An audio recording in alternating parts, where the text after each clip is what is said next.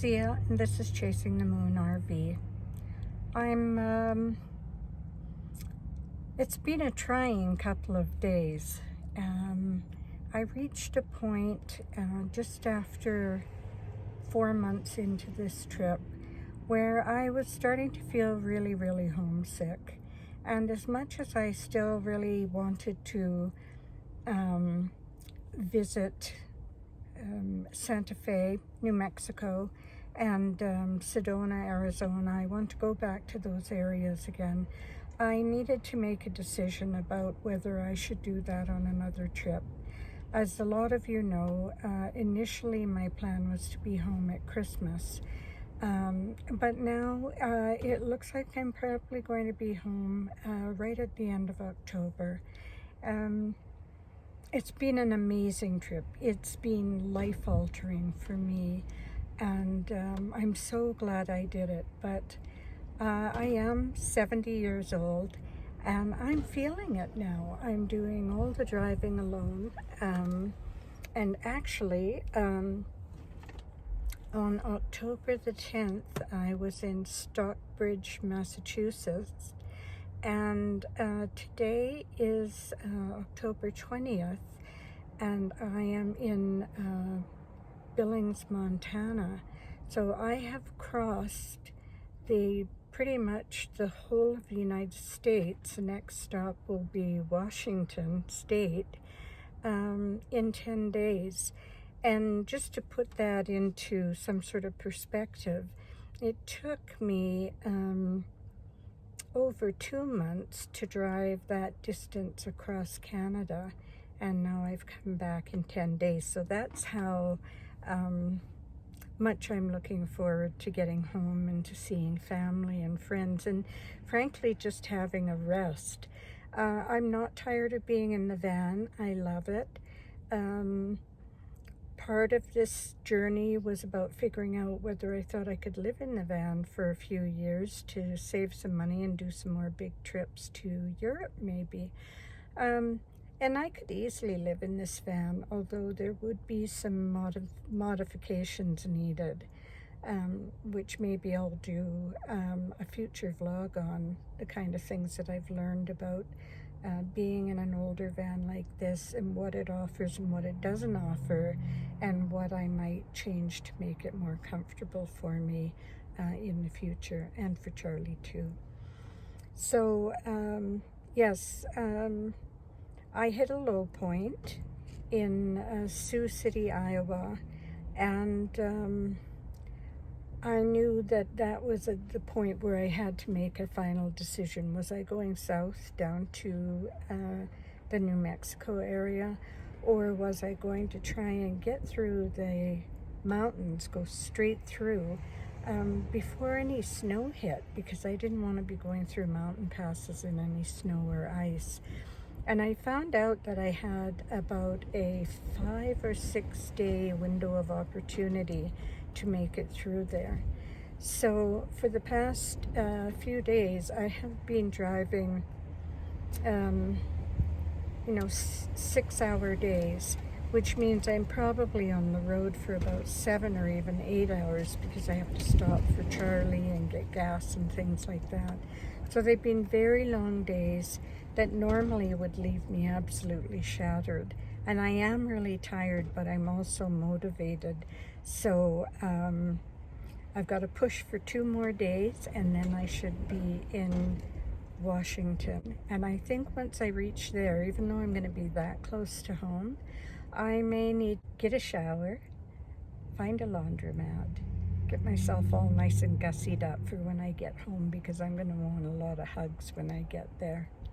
So I hope you enjoyed this video. It's sort of my fast track, my beeline for home across the middle of the United States. And but there were some interesting sights along the way, and decisions to be made. So I hope you enjoy, and I'll talk to you again at the end of this video. It seemed that within minutes after leaving Stockbridge, Massachusetts, I found myself in New York State, and I was so excited to be there. But once I got on the highway, and I saw a sign for New York City. It was so difficult to keep going. And to be honest, there were so many places that I saw signs and wanted to turn off. Boston, Memphis, Philadelphia, so many large cities, and I was so close to them. But I had decided I was heading for home, and I didn't let anything deter me. The terrain really started to change as I came out of the New England area and started heading towards the plains. Something else that factored into my fatigue was the very, very strong winds coming across the plains area of the United States. I had to hold on to the steering wheel so hard not to be blown into the lane next to me. It's exhausting.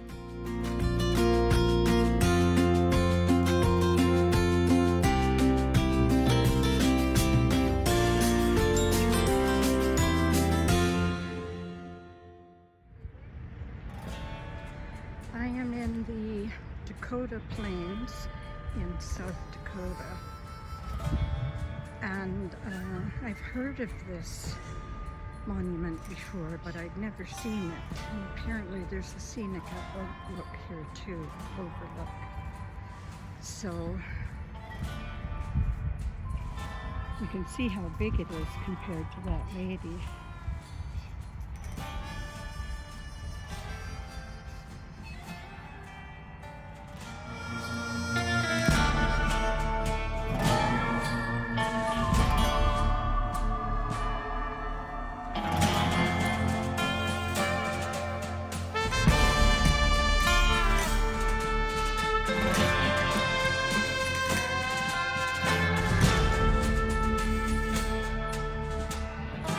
This magnificent monument is called Dignity.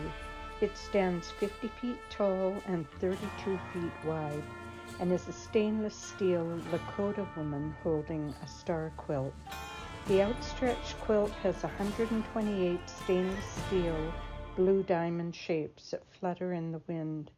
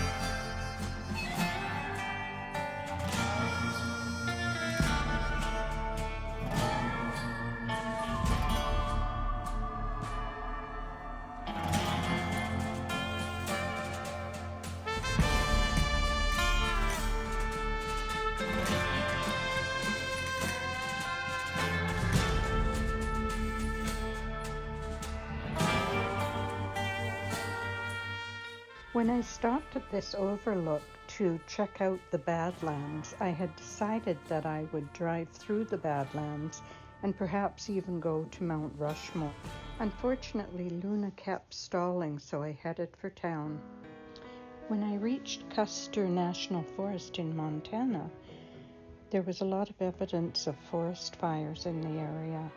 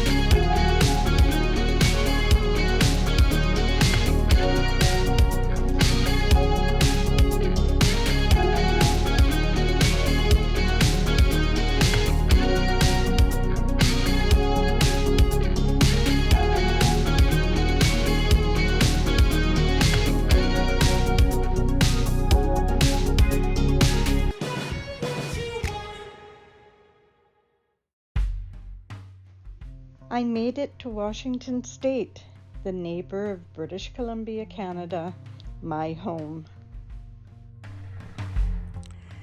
This is part of the Columbia River Basin in Washington State.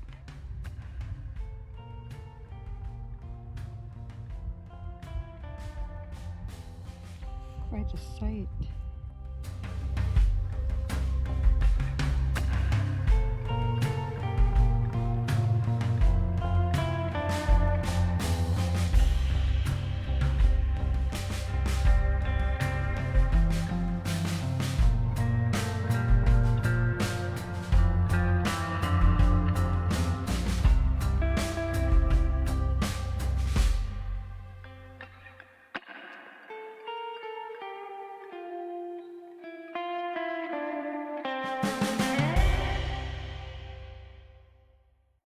I finally made it to the Snoqualmie Pass.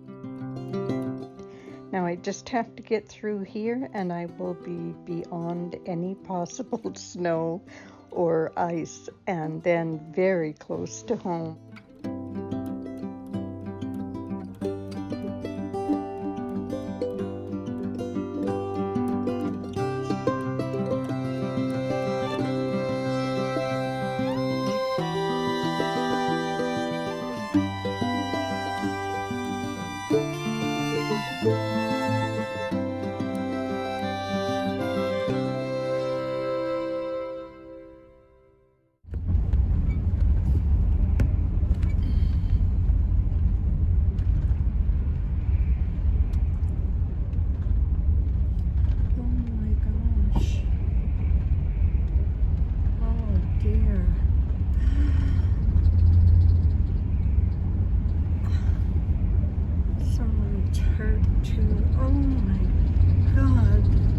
Coming across that accident was so upsetting.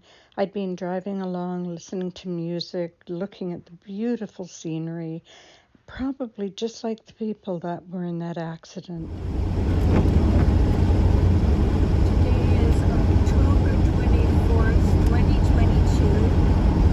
I'm on the I-5 north of Seattle and on my way to the U.S.-Canada border.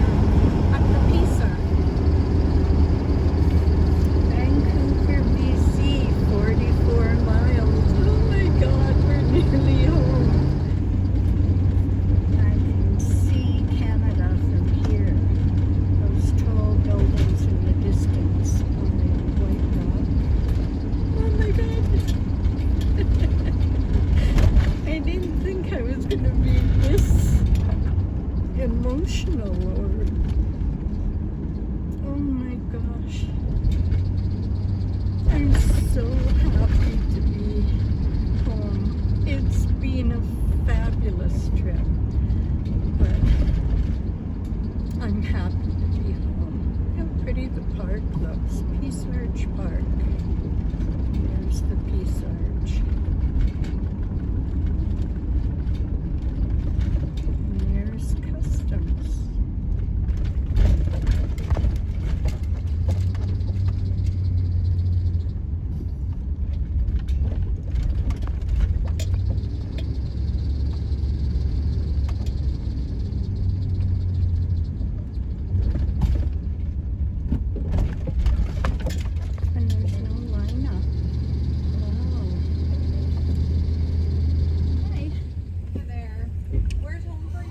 Richmond. Okay, how long are you down south?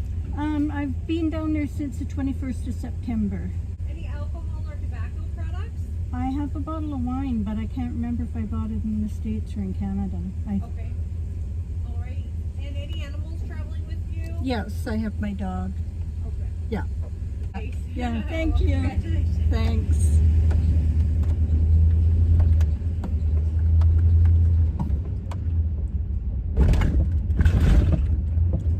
We are good to go. Welcome to British Columbia, Canada. We're home. We're home, Charlie. We're back in Canada. I'm about 20 minutes from Richmond, which is home for me. And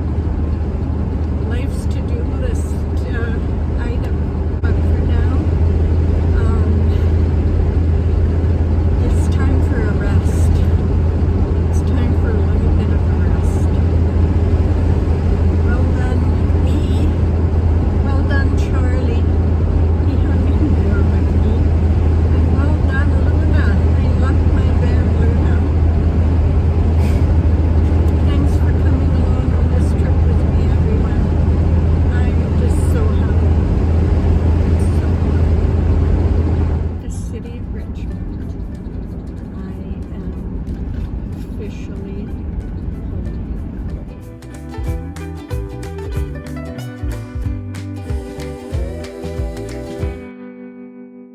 after I did arrive home, I totally imploded physically. I was totally burnt out. And that's why this video, because we're actually in December now, I just didn't have the energy or the brain space to do anything for about 2 weeks. And but I knew that I couldn't leave the journey hanging. I had to wrap it up. So hence this video, which I hope you enjoyed. It was a very emotional time for me coming home. I didn't expect to feel quite like that. And the hugs and seeing my family and friends, it was really, really amazing. I'm happy that I made the decision. I don't think I failed, because I said I was going to be away for 6 months, and I came home at 4 months and 17 days. Because I can always go on another trip. I can even drive back across and go to New York City or Boston or wherever. So I do plan on making more trips. I may go down to New Mexico and Arizona. I'd like to explore some of Vancouver Island. I haven't been to a lot of parts of Vancouver Island, which is very close for me. I also thought I'd do a video of Richmond, where I live. It's a very pretty place. And maybe some videos on the things that I loved about traveling and the things that were difficult, changes I want to make to the van. Yeah, I may carry on doing some videos, but I think I really do need to take a break. So this may be the last one for a little bit now. Although I don't know, I really do enjoy them. And so if you enjoy watching them and you want to see more, or you want to hear more about the details of living in the van for that long, please let me know in the comments. And if I get enough suggestions or enough encouragement, I'll carry on. Also, I know from the statistics on the YouTube channel that a lot of people that are watching aren't subscribed. So I would love it if you would, because the more people that subscribe, the more people will get to see the videos. And give me a thumbs up and leave a comment and let me know what you thought about the journey, and if I carry on with journeys in the new year, what changes you would like to see, what you would enjoy. If I don't speak to you again before the holiday season, I hope you have a wonderful holiday. I hope it's filled with the things that really matter, which is family and friends and love. And as always, wherever you are, whether it's morning, afternoon, or evening, I hope you're having a fabulous day. Bye-bye for now.